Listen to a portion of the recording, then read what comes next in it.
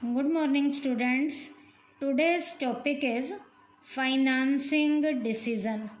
बेटा financial management में जो हमारे फाइनेंशियल लेवल के डिसीज़न चल रहे थे उसमें बेटा हमारा इन्वेस्टमेंट डिसीज़न फिनिश हो गया है। दूसरा हमारा डिसीज़न है बेटा फाइनेंसिंग डिसीज़न। यहाँ कोई भी फाइनेंशियल मत लिखना, ये डिसीज़न है फाइनेंसिंग डिसीज़न। ये डिसीज़न बेटा फाइनेंस से रिलेटेड है क्या? It refers to the determination as to how the total funds required by the business will be obtained from various long term sources.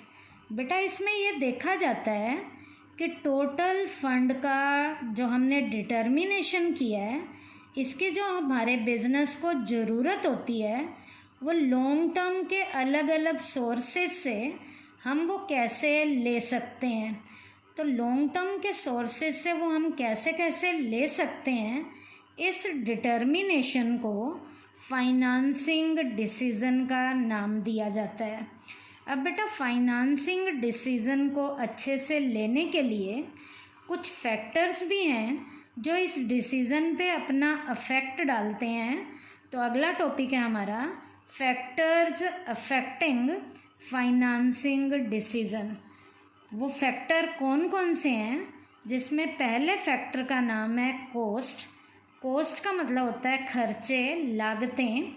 The cost of all the sources of finance is different. बेटा हर source के finance के खर्चे अलग अलग होते हैं। Rate of interest on डेप्ट, fixed rate of dividend to be paid on preference share capital and the expectation of the share holders on the equity share capital in the form of cost. बेटा rate of interest जो हमारे डेप्ट का है और बेटा जो dividend का हमारा फिक्स्ड रेट है, ये बेटा प्रेफरेंस शेयर कैपिटल पे दिया जाता है। और बेटा शेयर होल्डर्स की इक्विटी शेयर कैपिटल के ऊपर जो एक्सपेक्टेशन होती हैं वो कोस्ट में देखी जाती हैं। If the situation happens to be favourable, बेटा यदि ये कोस्ट वाली सारी की सारी सिचुएशन हमारे फेवर की हैं तो benefit of cheap finance can be availed of by choosing डेप्ट कैपिटल। बेटा यदि ये खर्चे हमारे फेवर की कंडीशन के आते हैं तो चीप फाइनेंस का बेटा डेप्ट कैपिटल को चुनकर हम बेटा बढ़िया लेवल का फ़ायदा अवेल कर सकते हैं। तो इसका मतलब खर्चे यदि कम आए तो चीप फाइनेंस में डेप्ट कैपिटल को चुनकर ये फ़ायदा हम ले सकते हैं। सेकंड है रिस्क पॉइंट का, डेप्ट कैपिटल इज़ मोस्ट रिस्की। बेटा डेप्ट कैपिटल ज़्यादातर रिस्की होती है and from the view point of risk it should not be used. बेटा रिस्क पॉइंट को ध्यान में रखते हुए, क्योंकि इसमें रिस्क जब सबसे ज़्यादा है तो बेटा रिस्क इतने ज़्यादा हम नहीं ले सकते, तो जहाँ तक हो सके इसका यूज़ हमें नहीं करना चाहिए क्योंकि ये बहुत ज़्यादा रिस्की होती है। उसके बाद है बेटा फ्लोटेशन कॉस्ट। फ्लोटेशन कॉस्ट होता है बेटा अप्स और डाउन, जो उतार चढ़ाव आते हैं मार्केट में। बेटा जो तेज़ी और मंदी के दौर आते हैं, बुलिश टाइम पीरियड का आता है या बियर टाइम पीरियड का आता है, तो वहाँ उतार चढ़ाव जो होते हैं वो भी बेटा इस हमारे फाइनेंस के डिसीज़न पे अपना अफेक्ट डालते हैं। From the point view of floating cost, retained profit is the most appropriate source. बेटा यहाँ पर सबसे बढ़िया वाला सोर्स जो है रिटेन्ड प्रॉफिट का होता है, रिटेन्ड अर्निंग का होता है। बेटा रिटेन्ड अर्निंग मैंने आपको 11th में कराया था। प्रॉफिट का शेयर जो हम शेयर होल्डर्स में डिवाइड ना करके एक अलग फंड में डाल देते हैं, तो यहाँ पर वो अलग फंड में डला हुआ जो पैसा है प्रॉफिट का, वो रिटेन्ड प्रॉफिट वाला यहाँ बिल्कुल एप्रोप्रिएट सोर्स के रूप में रोल प्ले करता है। Therefore it's use should be made. यहाँ पर बेटा इस सोर्स के फंड का यूज़ किया जाना चाहिए। कौन से वाले का? रिटेन्ड प्रॉफिट वाले का। उसके बाद फोर्थ पॉइंट है कैश फ्लो पोजीशन। बेटा मैंने कल आपको बताया था कि कैश आउटफ्लो क्या होता है और कैश इनफ्लो क्या होता है। तो कैश फ्लो में दो फ्लो बताए थे। जो इन्वेस्ट करते हैं वो तो आउटफ्लो होता है, और इन्वेस्ट करने के बाद जो एज अ रिटर्न निकलता है वो आउटफ्लो के बाद इनफ्लो में रोल प्ले करता है। If the cash flow position of the company is good, यदि बेटा कंपनी की कैश फ्लो की पोजीशन बहुत बढ़िया है, मार्केट में बहुत ज़्यादा कैश का फ्लो चल रहा है, the payment of interest on the डेब्ट and the refund of capital can be easily made. इसका मतलब डेब्ट के ऊपर इंटरेस्ट को भी ईजीली दिया जा सकता है और कैपिटल को वापस भी ईजीली किया जा सकता है, क्योंकि कैश फ्लो में बहुत पड़ा हुआ है। Therefore in order to take advantage of cheap finance, डेब्ट कैन बी गिवन प्रायोरिटी। यहाँ पर फाइनेंस हमें चीप रेट पे मिल जाता है, तो डेब्ट वाले पैसे को यहाँ पर प्रायोरिटी दी जाती है, इम्पोर्टेंस दी जाती है। उसके बाद है level of fixed operating cost. Fixed operating cost का लेवल भी फाइनेंसिंग डिसीजन में फैक्टर के रूप में रोल प्ले करता है। In business there are mainly two types of cost. Business में बेटा दो तरीके की कोस्ट होती हैं। पहली होती है फिक्स्ड ऑपरेटिंग कोस्ट और दूसरी होती है फिक्स्ड फाइनेंशियल कोस्ट।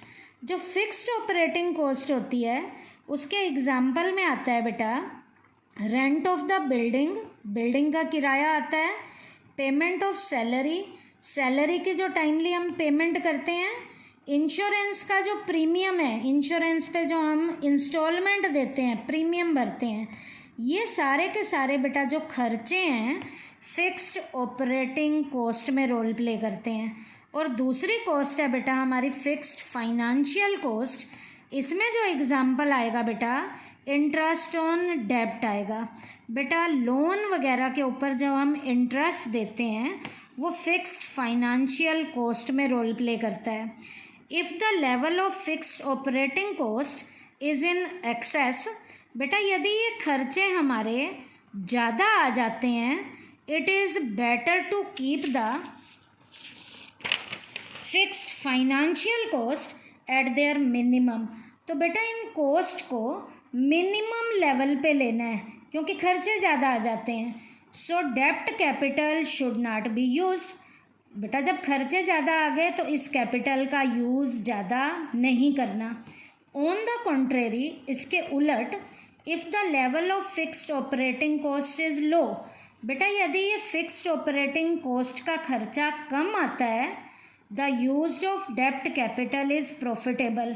ये खर्चा यदि कम आएगा तो इस डेब्ट कैपिटल का यूज़ करना हमारे लिए प्रॉफिट का सौदा होगा, और यदि ये खर्चा ज़्यादा आएगा तो इसका यूज़ करना हमारे लिए फेवर की कंडीशन में नहीं होगा, तब उसको अवॉइड करेंगे। और इस कंडीशन में यदि खर्चे कम आए हैं तो प्रॉफिट का सौदा है तो इसे अवॉइड नहीं करेंगे, इसे प्रायोरिटी देंगे। उसके बाद है कंट्रोल कंसिडरेशन। बेटा पैसे का हम कितना इजीली लेवल पे कंट्रोल कर सकते हैं। The ultimate control of the company is that of the equity share holders. बेटा कंपनी की सारी कैपिटल पे, फाइनेंस पे ज़्यादातर कंट्रोल करने का काम इक्विटी शेयर होल्डर करते हैं, क्योंकि यही शेयर होल्डर बेटा एज अ ओनर में, एज अ डायरेक्टर में रोल प्ले करते हैं। Greater the number of equity share holders, the greater will be the control in the hands of more people. बेटा जिस इंस्टीट्यूशन में जितने ज़्यादा इक्विटी शेयर होल्डर होंगे उतना ही बेटा पैसे पे उतने ज़्यादा इक्विटी शेयर होल्डर्स का एज अ लोगों के रूप में कंट्रोल उतना ज़्यादा होगा। This is not a good situation. बेटा इक्विटी शेयर होल्डर जितना कंपनी पे ज़्यादा कंट्रोल करेंगे वो कंपनी की रोज़मर्रा की एक्टिविटीज़ में दखल अंदाजी करेंगे, तो ये एक गुड सिचुएशन नहीं है। So equity share capital should be avoided. तो जहाँ तक हो सके एज अ शेयर होल्डर में इक्विटी शेयर की कैपिटल को अवॉइड किया जाना चाहिए, क्योंकि ये शेयर होल्डर रोज़मर्रा की कंपनी की या फर्म की एक्टिविटी में दखल अंदाजी देते हैं, और जितनी ज़्यादा ये दखल अंदाजी देंगे तो कंपनी के लिए या यूनिट के लिए ये बढ़िया सिचुएशन नहीं होगी। उसके बाद है स्टेट ऑफ कैपिटल मार्केट। बेटा कैपिटल मार्केट की सिचुएशन कैसी है, मार्केट में कैसा दौर चल रहा है, तेज़ी का टाइम पीरियड चल रहा है या मंदी का टाइम पीरियड चल रहा है, ये भी बेटा हमारे फाइनेंसिंग डिसीजन पे अपना इम्पैक्ट डालता है। जैसे bullish time brings more profit, तेज़ी के टाइम पीरियड में बेटा हमें बहुत ज़्यादा प्रॉफिट होते हैं, therefore the people like to invest more in equity share. Bullish time period में लोग ज़्यादातर इक्विटी शेयर कैपिटल में इन्वेस्ट करते हैं।